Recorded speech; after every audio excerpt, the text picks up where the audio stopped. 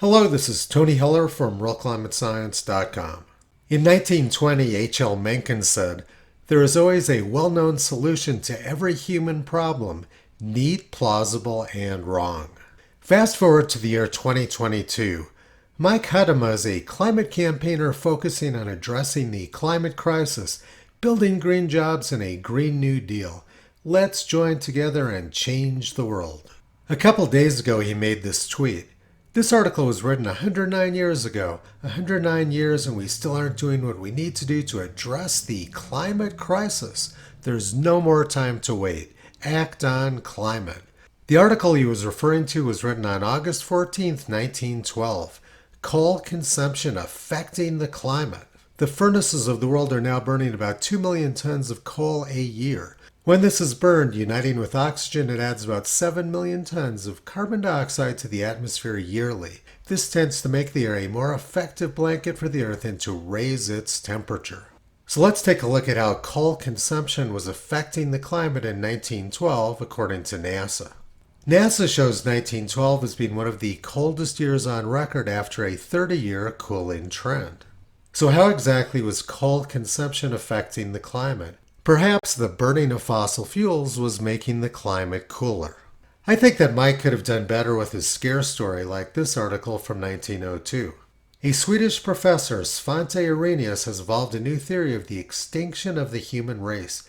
He holds that the combustion of coal by civilized man will raise the temperature of the Earth close to the boiling point of water.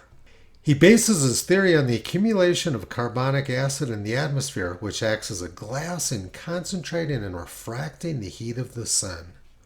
According to Arrhenius, due to the burning of coal, Greenland was going to have a good climate for farming. Bananas will fringe the shores of the Gulf. Siberia will become the greatest farming country in the world. The increased heat will cause more evaporation of water vapor from the ocean. And as what goes up must come down, this will cause moister climates almost everywhere, and our dry farming sections will become as wet as Ohio. And then the passengers on this good ship Earth will have vast fields of good land, which are not good now, upon which to multiply. Arrhenius thought that his predicted global warming was going to be a good thing. Apparently, Arrhenius' descendant Greta Thunberg didn't get the message. This is Greta wearing her Antifa t-shirt, and this is her father, Svante, who was named after his ancestor, Svante Arrhenius. It was a nice theory, but in 1901, Nobel laureate Knut Engström showed that Arrhenius was wrong. Arrhenius failed to recognize water vapor as being a greenhouse gas. So he attributed the entire greenhouse effect to carbon dioxide. And Engström demonstrated experimentally that changing the amount of carbon dioxide in the atmosphere has very little effect on the radiative balance. This was reiterated by the U.S. government again in 1941.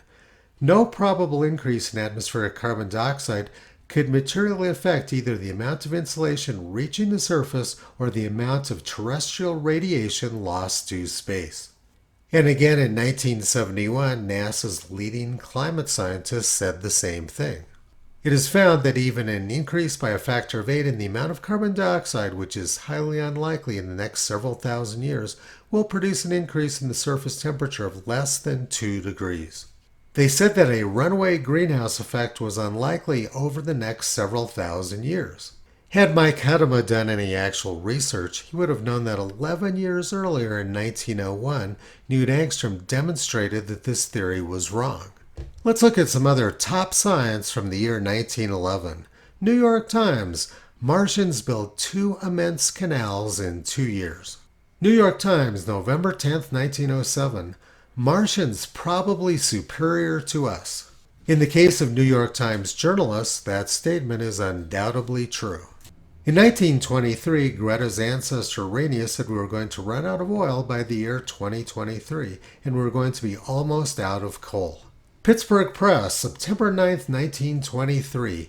Science rushing sun machines to oust coal and oil. In other words, the global warming green energy scam's been going on for at least a century. On January 1st, 1911, the New York Times spoke with Dr. Wiley, head chemist of the Agricultural Department in Washington, D.C. He said that Earth was going to become extremely cold and that we were almost out of coal and wood.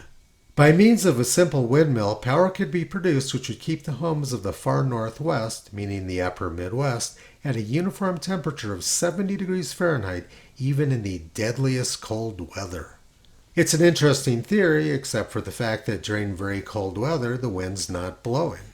I took this picture of Lake Erie out the window of an airplane during the record colds of the first week of January 2018. The wind was not blowing at all, and the only thing keeping a lot of people alive in the record cold was the burning of fossil fuels. Temperatures got down pretty close to 0 degrees Fahrenheit or minus 18 Celsius at the nation's capital. People were ice skating on the reflecting pool. And there were people playing hockey in front of the U.S. Capitol building. These superstitions about climate and energy are now threatening hundreds of millions or billions of people. Europe and much of the rest of the world is facing a severe energy crisis. Beginning in the middle of last year, it was noted that the wind wasn't blowing and the output of solar farms was less than predicted. Had anyone in European government actually understood science, this disaster could have been averted. The reality is that Greta's family green energy global warming scam began in the year 1896 and was shown to be incorrect in the year 1901. But Mike Hedema found an article from the year 1912, which NASA says was one of the coldest years on record, which proves they were having a global warming emergency.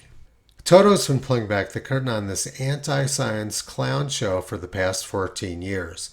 You can visit him, Kyrie, Caesar, Toki, and Upala on the web at realclimatescience.com.